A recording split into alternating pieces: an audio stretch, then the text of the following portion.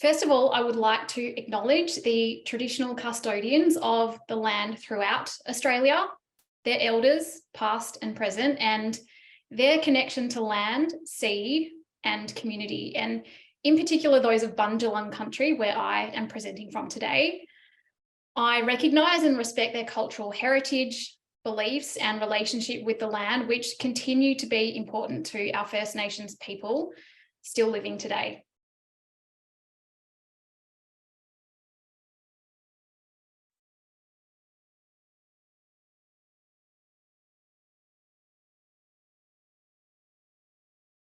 Welcome everyone, and thank you so much for joining me for my second presentation for the Australian Institute of Architects, which is what is a healthy home.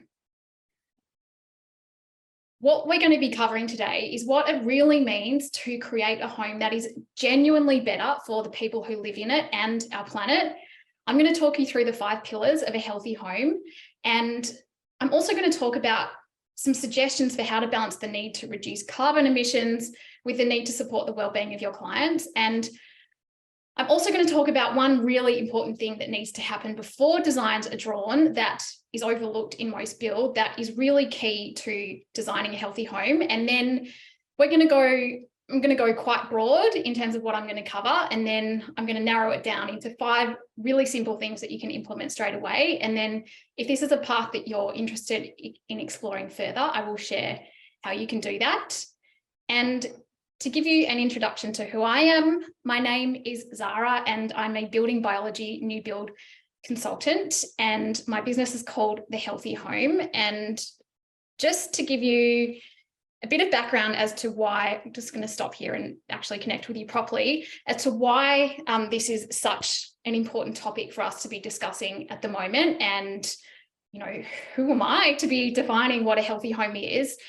The first reason I think this is a really important conversation to be having is in light of the changes that are happening to our National Construction Code this year in relation to condensation management, which acknowledge that there is a link between mold in the built environment and the health of the occupants. And with that, I'm seeing more home designers and builders saying that they design and build healthy homes because they have condensation management strategies in place. And this is something that I think healthy home, I guess, has become a buzzword, a buzz phrase that I think is being used quite loosely to describe homes that are designed and built with condensation management strategies in place without having a full understanding of the many different ways the home environment can impact a person's health. And it is occasionally what I'm seeing being used in a way that I think is potentially misleading for clients and could land designers and builders in trouble if all of these other factors aren't considered.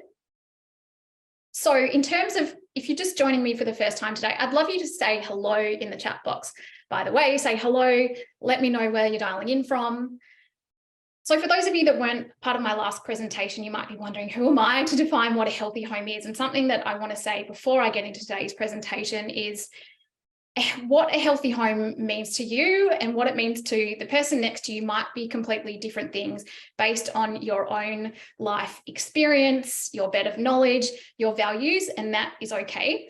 What I'm sharing is what a healthy home has come to mean for me after my own experiences over the past decade with cancer and environmental illness, and my research in building biology and understanding of building science.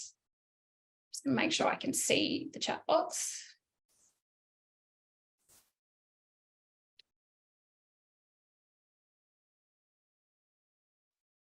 Okay, great, I can. So in just over 4 weeks, I am going to be celebrating 10 years of being breast cancer free and 8 years of being melanoma free. And probably the most empowering thing I learned off the back of my breast cancer experience was the concept of epigenetics, which is the idea that if you do have a predisposition to a certain illness in your family, you can switch those genes off through diet and lifestyle.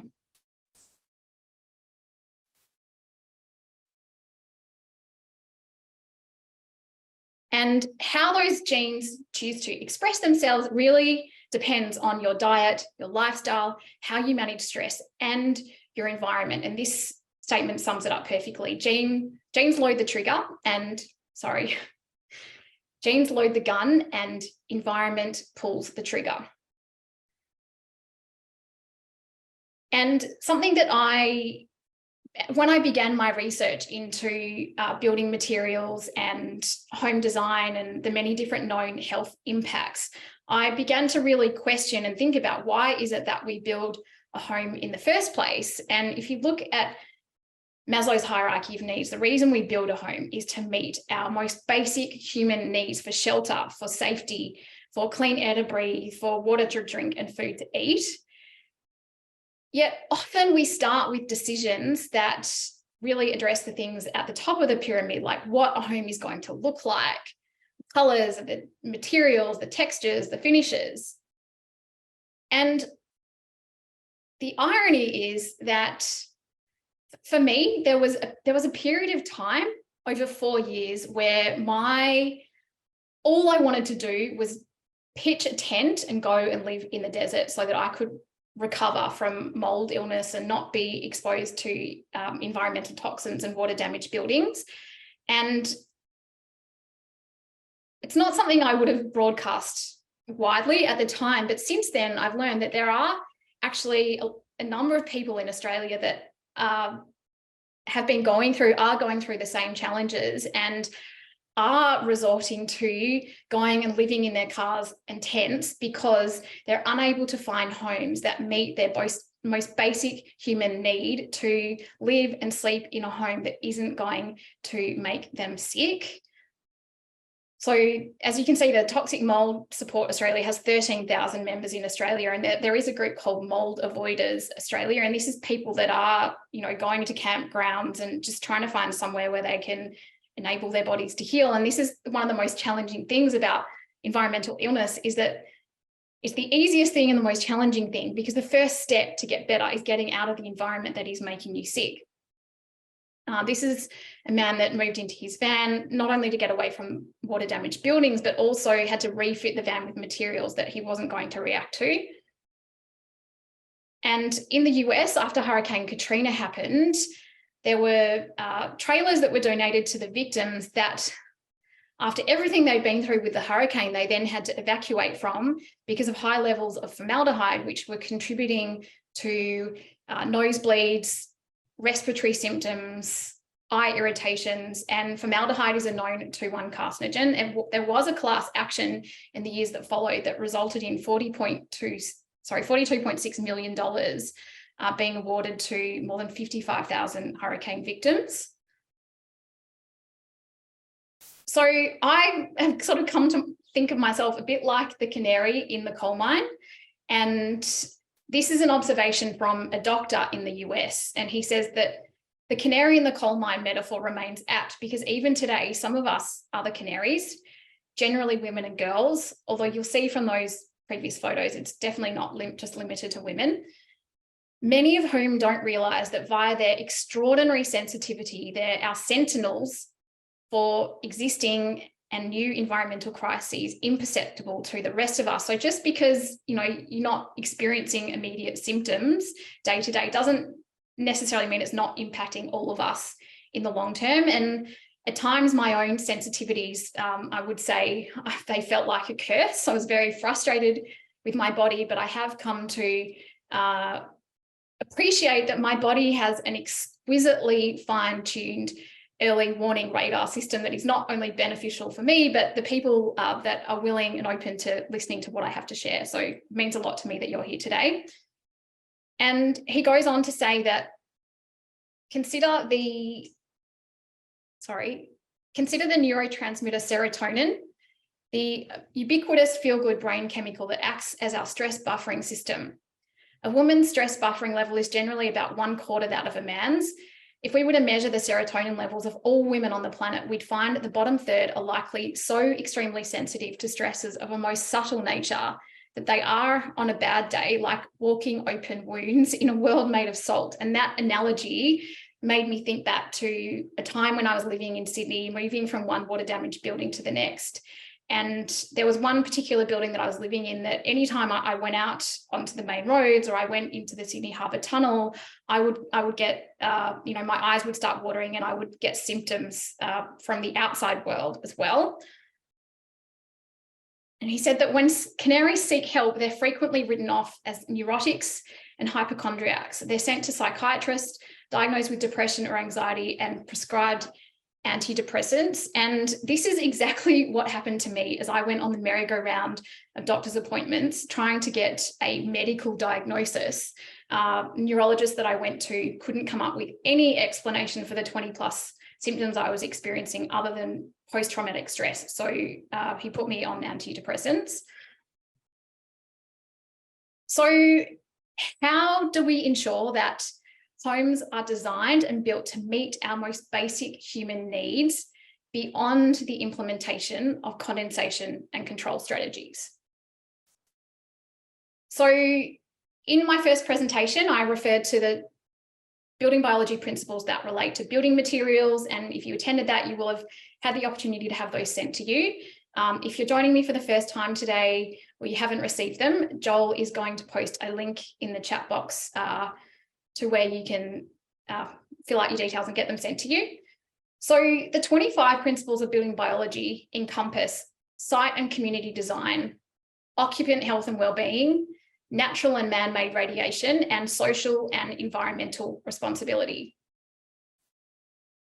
And building biology is really unique in its focus on the health impacts of the built environment on the human, including looking at nearby health hazards, air, light, water quality, and natural and man-made radiation, and how they impact well-being in humans. And something I did when I created my business, The Healthy Home, is I wanted to distill this down into 5 key pillars that have been really key for me to getting my own health back on track, that I think are the 5 key pillars of The Healthy Home.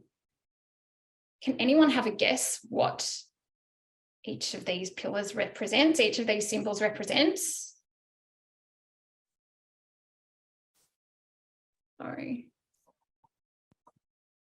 Thank you to everyone who said hello, Gordon, Nick, Jim, Catherine, Ella. So nice to have you here. Wind, water, sun, natural ventilation. So yes. So the first one is clean air, EMF, Pippa Lee. I love that you're here and that you've guessed that. Water, light, green space, connectedness, radiation. Brilliant. All right, I'll go into what each of these represents. So the first one is clean air. What could be more important than the quality of the air that we breathe? So the US EPA estimates that indoor air is 3 to 5 times more polluted than outdoor air, which I just find astounding, because our homes are supposed to be a sanctuary for our bodies to rest and repair, away from the pollution of the outside world.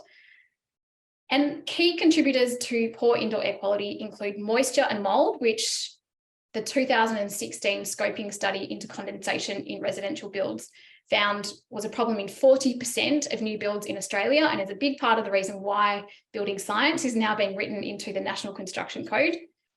And building materials are another significant contributor to poor indoor air quality in new builds. And I would say that these first two are 2 of the top 3 health concerns among my health conscious clients who are planning healthy renovations and builds.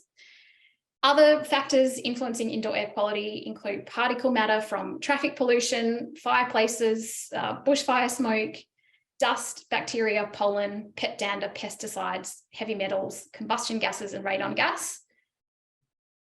And then the second one is clean water. So growing up in Melbourne, we were told that we had the best quality drinking water in the world. And I don't doubt that it is superior to a lot of countries. I definitely would notice it when I traveled. But what I didn't realize, that even though it may be cleaner by world standards, there are still a number of really harmful contaminants in our water supply. There's fluorine and aluminium sulfate that our water gets treated with, and fluoride. And then there are contaminants that make their way into our water supply when they travel through pipes and into our homes, like pesticides, asbestos, radioactive metals, heavy metals, and PVC. And when I moved back to Melbourne from Sydney, because of not being able to find a home to live in that wasn't water damaged to try and recover, I thought maybe I was being a bit precious, just having bottled water. And so I decided, while I was staying with a family member, to try switching to tap water. And within 24 hours, I felt so nauseous. I felt so unwell, and I couldn't understand why. And then I realized that maybe it was because I'd switched to tap water, and I switched back to bottled water, and I noticed an immediate improvement. And that, obviously, my body was already overburdened, and I was really, really sensitive at the time, but that was very telling to me and really reinforced why it is important to filter our water. And then light. So as well as making sure that we have, sorry, I just want to make sure that this,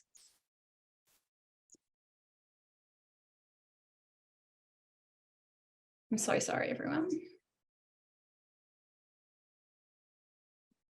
As well as making sure that there is an abundance of natural light, which is really important for well-being in humans, it's important to consider the health impacts of lighting. And this in itself is a huge topic with so many rabbit holes to go down. But I think the most important message I want to get across in relation to lighting today is the need to consider the health impacts of energy efficient light bulbs, LED lights. So the lights in my own home are so bright and blinding that I can't have them on at night if I want any chance of being able to sleep. And it has been found that exposure to white light LEDs suppresses the body's production of melatonin 5 times more than bulbs emitting orange yellow light. And there have been studies that show that melatonin is a really important anti-cancer agent. It reduces cell proliferation, tumor growth, the growth of tumor blood supply. There's also a study that shows it has strong epigenetic, which is cancer-correcting benefits in breast cancer. And the World Health Organization has recognized that melatonin is so important for reducing cancer risk that it has classified night shift work as probably carcinogenic to humans. The American Medical Association is onto this as well. They warn of the health and safety problems from white LED street lights, and Professor Stevens stated that the need for energy efficiency is serious, but so too is minimizing the human risk from bad lighting, both due to glare and circadian rhythm. And then there's a very well-known biohacker that you might have heard of called Dave Asprey, and in his book, Headstrong, he says that with our artificial lights, we've eliminated most of the infrared and violet lighting that's found in natural sunlight, and we've amplified blue light beyond anything we've evolved to handle. We made great strides in creating energy efficient lighting that saves electricity, but ironically, these same innovations are creating an energy crisis for our mitochondria. We've eliminated some biologically necessary frequencies to save electricity and increased other stressful frequencies by orders of magnitude. So what can you do to reduce your client's exposure to harmful blue light? You can avoid blue light bulbs in the 400 to 500 nanometer range and use warm LEDs between 2000 to 3000 kelvins, and also avoid fluorescent lights. So the next pillar of a healthy home, I feel is a big juicy can of worms that I'm about to crack open if it's not something that you're familiar with already, but I see as being the biggest blind spot in the healthier, sustainable building movement.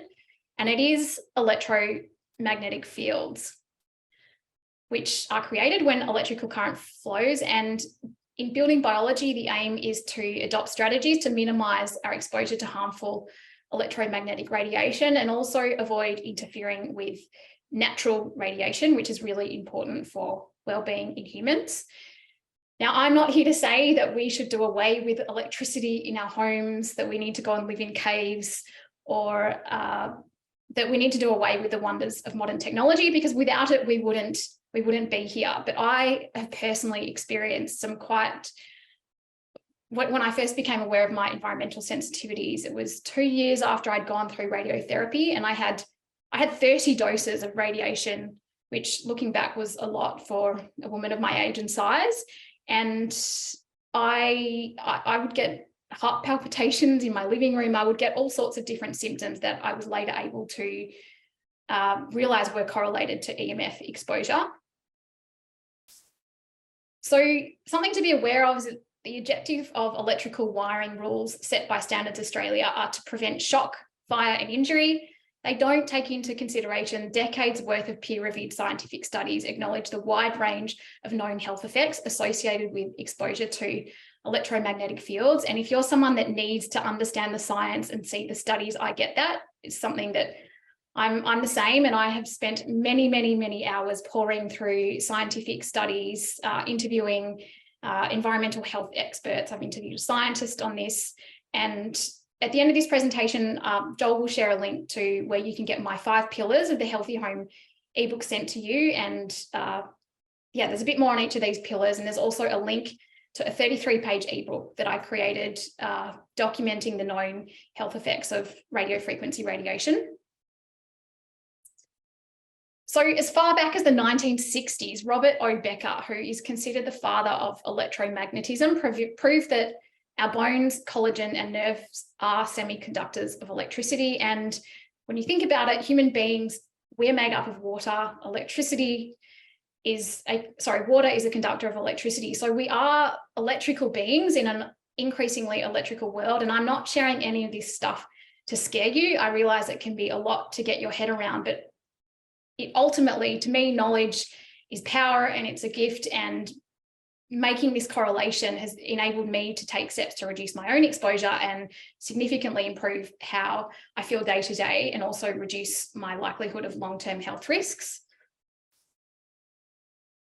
So these are some of the known health effects of EMFs, which are classified as possibly carcinogenic to humans by the World Health Organization. And as you can see there, they can impact the body in a number of ways. And one of the most obvious ways that I've seen many examples of that you may not necessarily correlate is I've been into homes where someone in the home has been experiencing insomnia or headaches or migraines. And in every instance, that person has either been sleeping next to a Wi-Fi router, or the Wi-Fi router's been next to their desk or next to their TV where they're watching television at night. And there's actually an example of, I had a client with two baby girls, twin girls, that weren't sleeping, and the radiation levels at their baby monitors was the same as their Wi-Fi router. So she turned that off immediately, and she messaged me 2 days later and she said, my girls have slept soundly for the last 2 nights. They slept until 8 a.m. this morning. So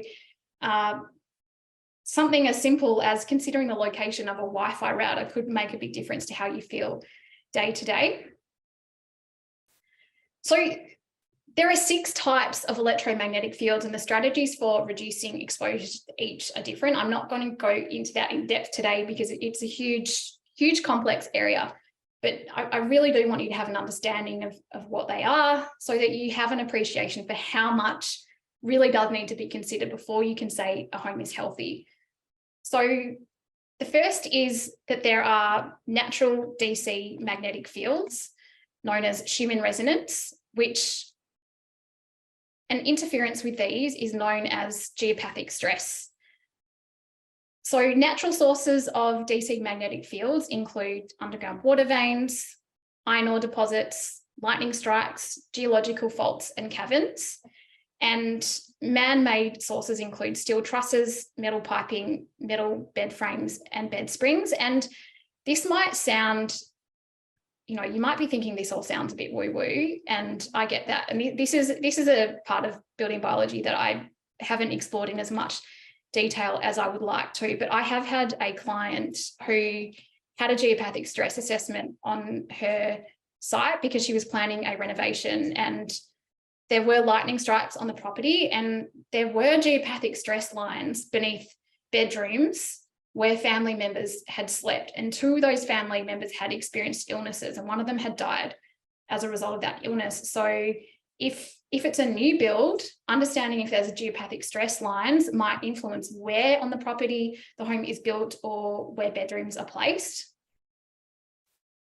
The second type of electromagnetic field is static electricity, which can contribute to subtle health effects. And synthetic building materials, because they have a positive charge, contribute to static electricity. And I find this so mind-blowing that static electricity suspends dust particles and VOCs in the air. So it's less than ideal for indoor air quality, and it can disturb the ion balance in the home. So when we go into nature and we're standing near the ocean or a waterfall, there's an abundance of negative ions, and natural building materials carry a negative charge. So when we introduce lots of synthetic materials, we are actually disturbing the ion balance in the home, and that can have an impact on serotonin production, mood, and stress levels. Then there's AC electric fields. So this includes power lines, building wiring, appliances that are plugged in. And with AC electric fields, an appliance doesn't need to be turned on for there to be a current. There's also AC magnetic fields. So the sources include power lines, again, appliances, cooktops, induction cooktops, transformers. And with AC magnetic fields, this is appliances that are turned on. So a fridge that is plugged in and turned on is emitting both AC magnetic fields and AC electric fields. And this is an important consideration when coming up with a floor plan. So making sure that bed heads aren't sharing a wall with a meter box or the fridge or the oven. Making sure that I had another client who realised that in their floor plan, the bedrooms were going to be quite close to power lines, and they ended up moving the bedrooms to another part of the house to reduce their exposure levels. So there are some of this is really complex, but there are some really easy ways that you can significantly reduce a client's level of exposure.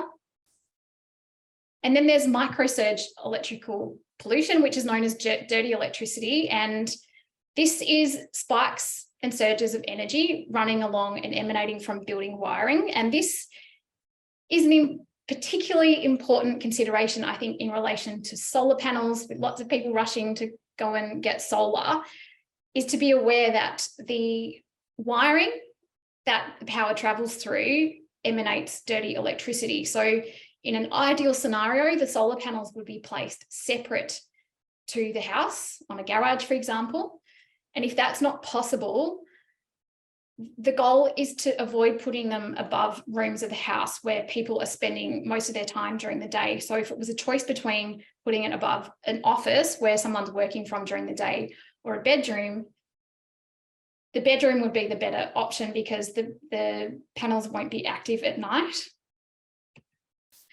And then there's radio frequency radiation, and sources include phone towers.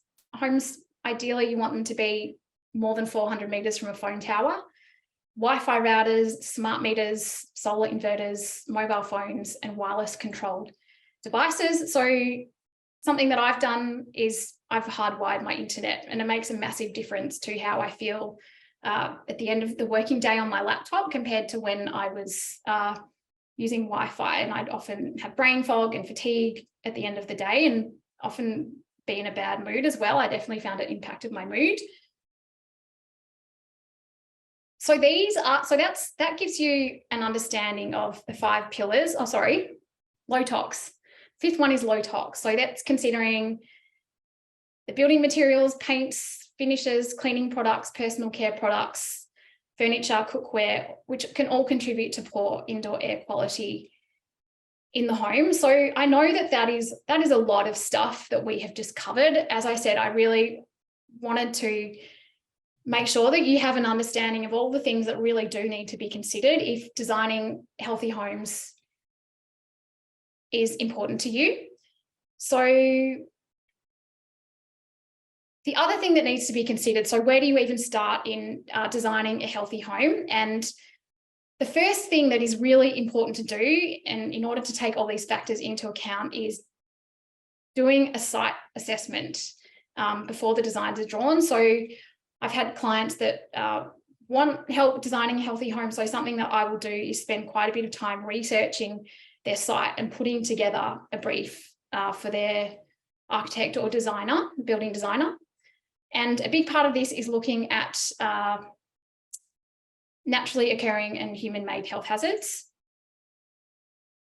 And I love this quote by the Roman architect Vitruvius, and he says, "I cannot too strongly insist upon the need of a return to the method of old times.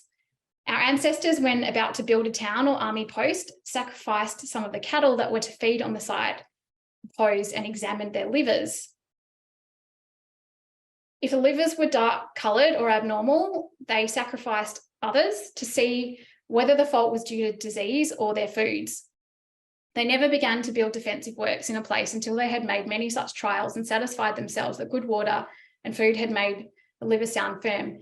Now, finding the perfect site with no health hazards is pretty hard. And it's not to say that you shouldn't build on a site that does, but actually having an awareness of what the potential health hazards are so that you can reduce the risks is going to make a massive difference.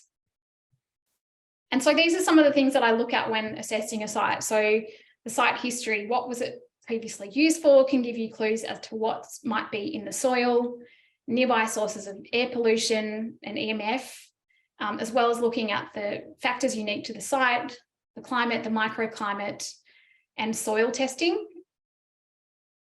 Geopathic stress as well, which I touched on earlier, and as well as the topography of the site. A lot of the homes that I've been unwell in have been either built into a hill or down the bottom of the hill and not on foundations that are suited to the topography, which has resulted in rising damp in the foundations and condensation and mold related problems. So once the site assessment is done, then this can influence the floor plan, the foundations, the type of foundations, the orientation, and the most appropriate strategies to reduce EMF exposure and reduce indoor air pollution, and as well as the most appropriate building materials for that particular site and climate. So narrowing this down to, and something else that I want to say is I'm not standing here today saying that these are things I necessarily think you should feel like you need to go and implement straight away. Rome wasn't built in a day, starting with a couple of things at a time and then moving on to the next thing. And I really do want you to come away from today with one thing for each of the 5 pillars that are really easy for you to implement that can make a massive difference. And that's another message I want to get across, is that really simple changes can make a massive difference. So choosing building materials that will support good indoor air quality is a good place to start. Include water filtration. Suggest to your clients that they include water filtration systems.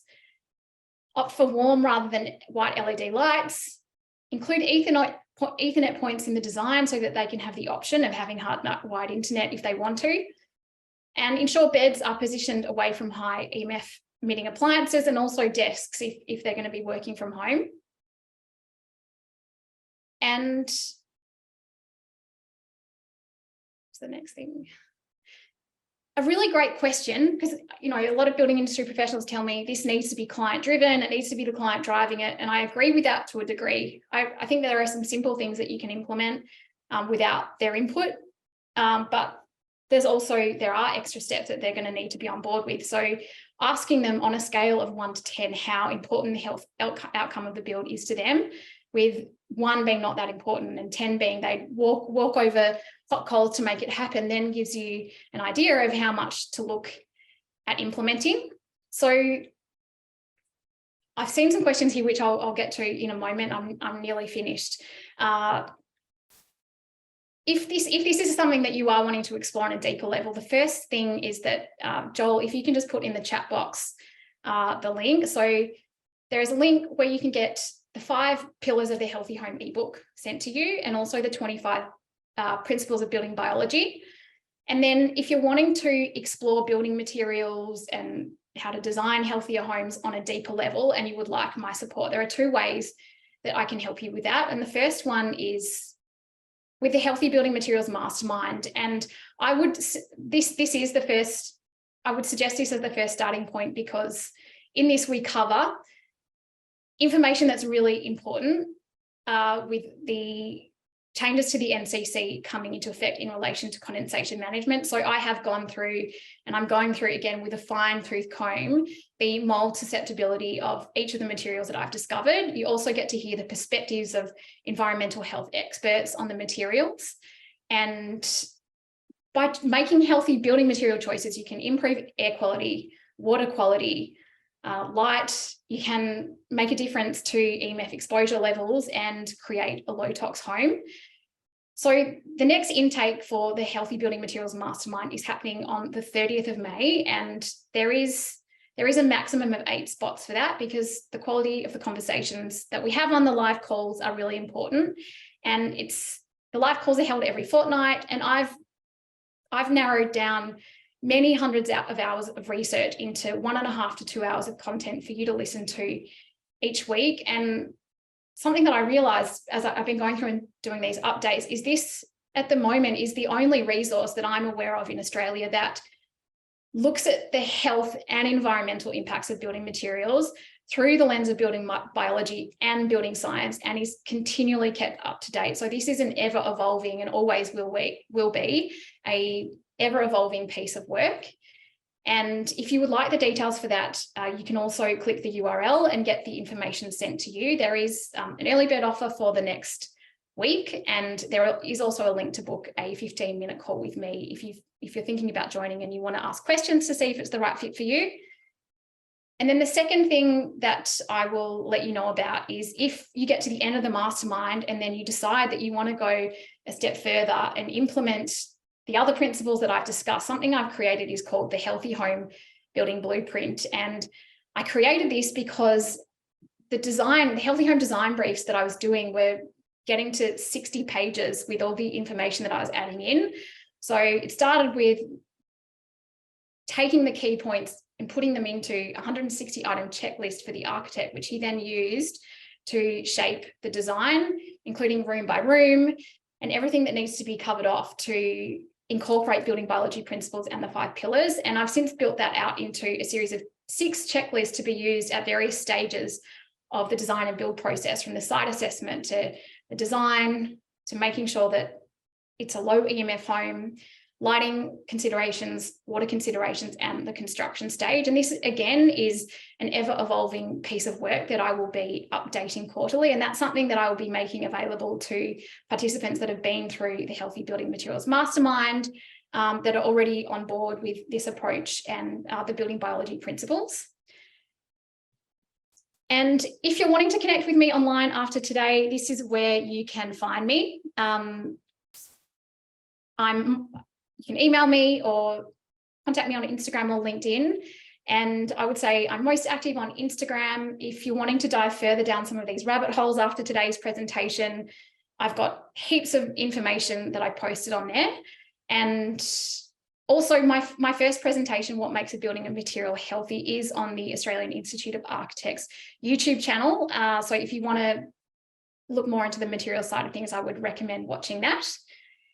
And I just want to say thank you for this opportunity to share this information with you, for being so open and willing to learn. And something that I have come to realize is that I really think that architects and building designers and builders have a more important role to play in their clients' lives than the family doctor, because if the home that you're living in, as I've learned, is making you sick, there's not much that any healthcare professional can do until you are out of that environment. So as I've said in my last presentation, I have such huge respect for you and the work that you do and the role that you play in your clients' lives. And I just, I really take my hat off you. I really admire you for taking this time to come in and absorb this information. I can see there's lots going on in the chat box, which I'll get to now. I can help with that if you want. Yeah, thank you. I'm pretty sure I know where it starts. Which filters on water? From Catherine. Which filters? Yes. This is a good question. So building biologists typically recommend reverse osmosis because it's really the only type of system that filters out all of the contaminants, but having like a whole house reverse osmosis system isn't recommended because for every litre of water that's filtered, there's a litre of wastewater. So you don't need to be filtering your laundry water. You might then have a whole house system that filters chlorine, for example, so that you're not bathing and showering in chlorine. And I've noticed that having that filter on my shower makes a massive difference to how my skin and hair feels after a shower. And then we've got LED lights can be set at 3000 hertz yellow white light. Most LEDs are set at daylight at 500. It's not really a question, but you must have been talking about lighting. Yeah. Yeah, so what is the question is, are there bulbs available that are between 2,000 and 3,000 or? Possibly, yes. Yes, she's written more of a statement than a question. Okay. Are you there, Ingrid? Can you just expand on, oh, she said, sorry, I meant 5,000. 5,000. Most LEDs are 5,000. Yeah. To be honest, I haven't looked at the options recently. I personally, for when I buy bulbs for my home, I get incandescent bulbs. I haven't bothered to replace the LED lighting. I just focus on lamps and other bulbs to light my home at night. But I do know that finding healthier options is getting harder. But yeah, what I've done is share the ideal recommendation. So I guess getting as warm a light as you're able to get. And then there's a couple of controversial.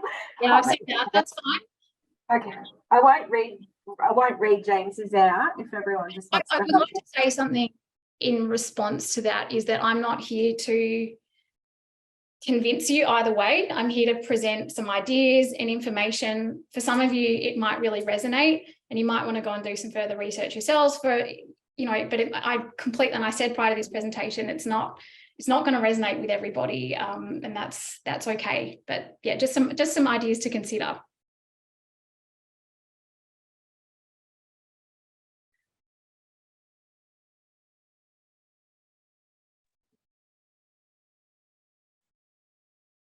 I'm reading Catherine's comment about your readings because of the TV towers. You had to buy Defence Department metal curtains to block, have since been rained and rusted. Oh, yeah, I'm sorry to hear that, but it's great to hear that you're on to what you can do to reduce your exposure. How do you measure geographic stress? Yeah, this is an interesting one. And so there are, Geomancy Australia is a website you might want to check out.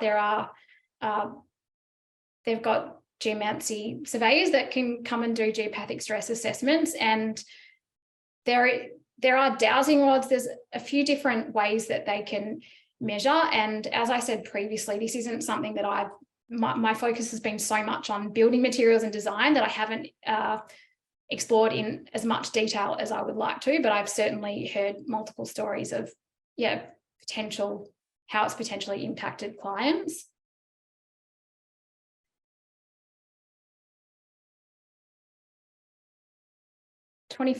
Same link, 5 pillars of the healthy home. Do you have?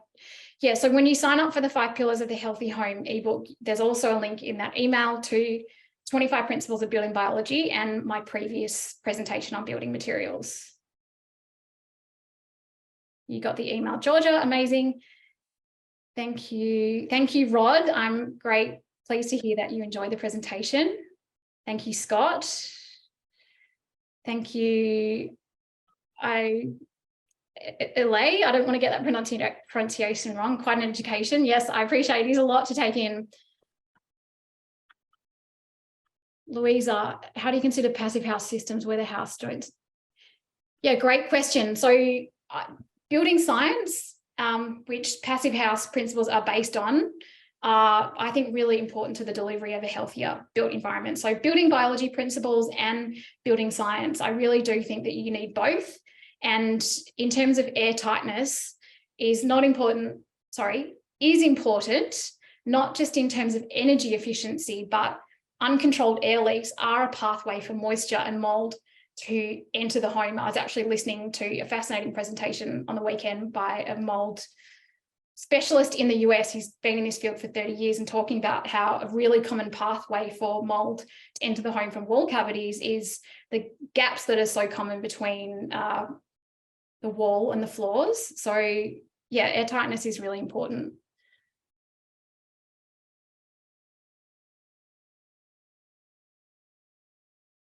Great to hear that Ingrid's already choosing LED lights within this range.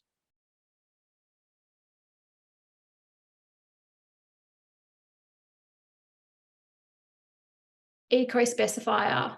I have been onto their website. It's not something that yeah, there are so many different resources that I draw upon. It's not one that I draw upon regularly, but it's not to say that it isn't a great resource. There are a lot of databases that look at the sustainability. There's Declare that looks at the ingredients. But yeah, I feel like a lot of them are sustainability focused. Electromagnetic blocking fabric, $300 a piece. Well, I hope the price has come down since then. I haven't had to use it at home, so I'm not sure what it is now. Fantastic information for your uni assessment. I'm so pleased, Marie. Thank you, Tanya. Thank you. Is there a way to measure off-gassing from materials? Can we smell the gassy odor from natural stone countertop? Yeah, so I guess it would depend on what you are wanting to test for. So if it's stone, it would depend on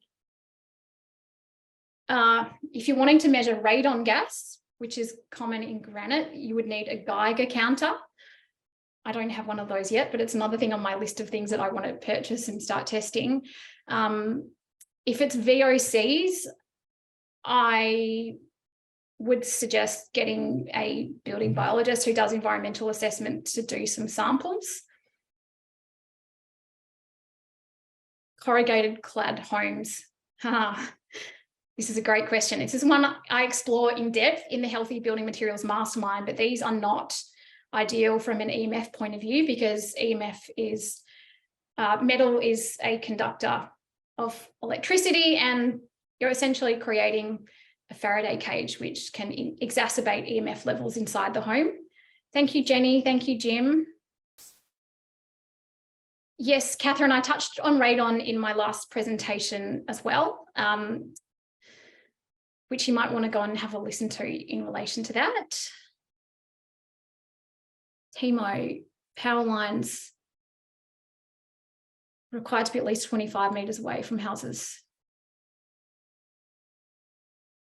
Yeah, the only way to really know is to measure, but building biologist guidelines are for bedrooms to be at least 5 metres, but yeah, the more distance, the better. My pleasure, Terry. Oh, I can see some other questions in here. Diana. Thank you. I'm glad you enjoyed the previous presentation. Paul, technology, MRI, mobile phones, G5, Bluetooth, wireless. Yes. Okay. So MRI, and this becomes an interesting matter of really weighing up. Like for me, this is something I've had to weigh up because I have to have screening every year for keeping an eye on my risk of breast cancer recurrence. And my surgeon, so I've been having MRIs, but not having mammograms, MRIs and ultrasounds, because he doesn't want me being exposed to the radiation from the mammograms until I'm older. This is something that we're going to have to reassess now because of the age that I'm coming to. Mobile phones. Yeah, so our greatest source of exposure is this. And again, it's not to say that we shouldn't use it, but not holding your phone near your head. I have what's called an air tube headset because I don't want the wired headsets, which are made from metal. And I like people in an office that I used to work in, and there was a gentleman that got the air tube headsets, and he lost them a few months later and went back to his AirPods. And since he'd made that switch, he then noticed that the AirPods were giving him a headache. Bluetooth. Yeah, so Bluetooth relies on radio frequency radiation. So I personally have my Wi-Fi disabled and my Bluetooth. And yeah, wireless controlled devices in the home, smart, fridges and wireless controlled heating. I've seen really high levels of radiation in a home that the Wi-Fi router was off, but they had wireless controlled heating. How important is biophilic design? Again, I think this is something that comes down to the individual, but I personally am a huge advocate for incorporating nature into our homes. It's, you know, nature is the golden yardstick of building biology. It's just making sure things like moisture levels of materials are considered. And yeah, I definitely encourage biophilic design. But my focus has so much been on building biology, and there are so many different offshoots of designing a healthier home that are equally as interesting and I think important in terms of the way that they can positively influence the well-being of humans. UTS is doing a presentation, Nick, on the Healthy Home program, improving well-being through thermal comfort upgrades.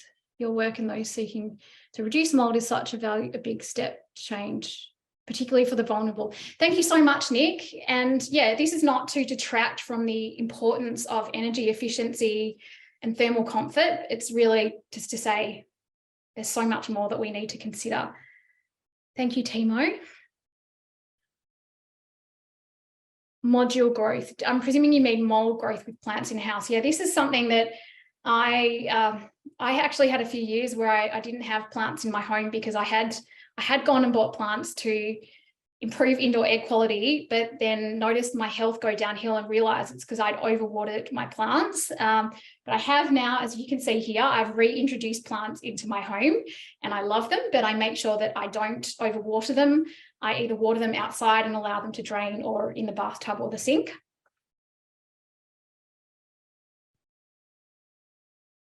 It's amazing how such a small amount of mold can make you so sick.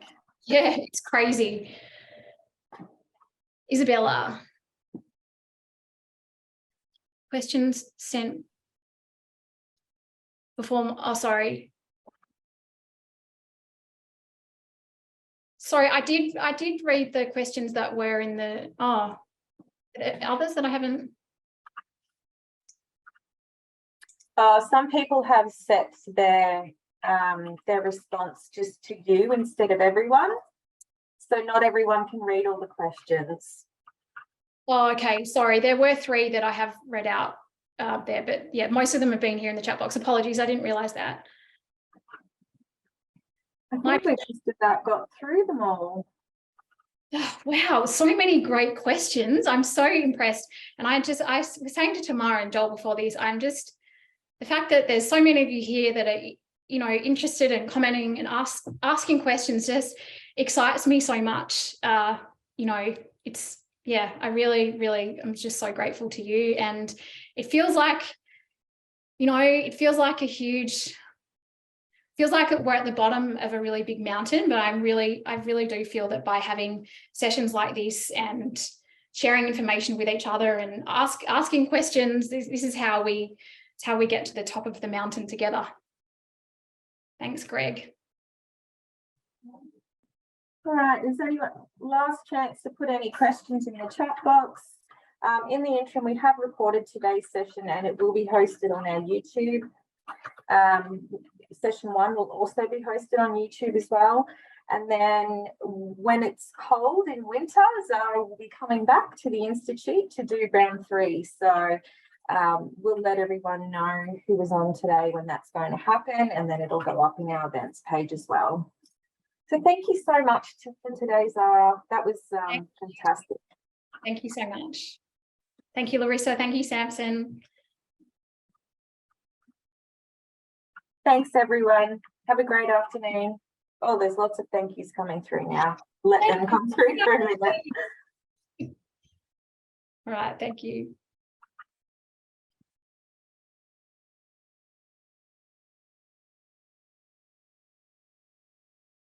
I was thinking too, if there's any particular information that anybody wants to see or hear about in session 3, then shoot Zara an email and let her know. I'd love that. Yeah, definitely.